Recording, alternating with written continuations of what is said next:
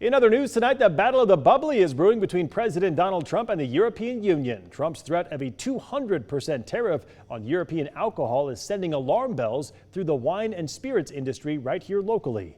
KREM 2's Shannon Mowdy spoke with one Spokane business that stands to lose a huge portion of its international offerings. Shannon? Well, for 3 decades now, Vino WineShop has offered a wide selection of global and domestic wine and bubblies. But if those tariffs do become reality, the co-owner says that it may not just be the international shelves that are tapped out.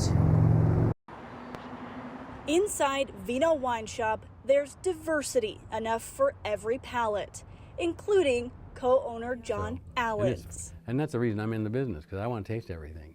But a 200% tax on European alcohol, that's left him with the taste of sour grapes. I think I rolled my eyes. It's like hard to believe that that would even be thought of as any kind of a good idea. President Donald Trump has threatened a massive tariff on European wine, spirits, and champagne if the EU goes forward with a tariff on American whiskey.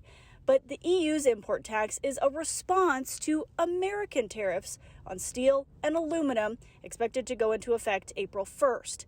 Allen says the alcohol tax would be a big hit. Is like, this has to be at least a quarter or a third of our business. That could price out many customers looking to try Italian or French luxury. As a consumer, you're buying a wine off the shelf, then it's now $45, used to be $15.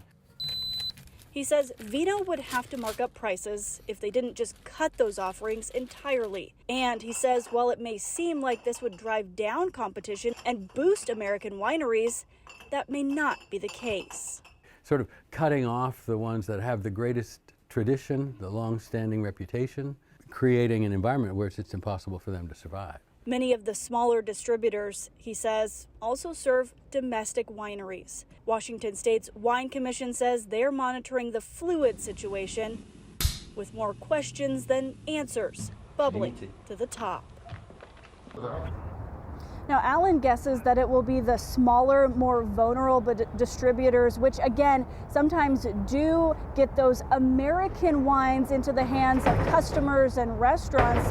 That'll be the ones to close if this tariff goes into effect. Shannon Mowdy, KREM 2 News.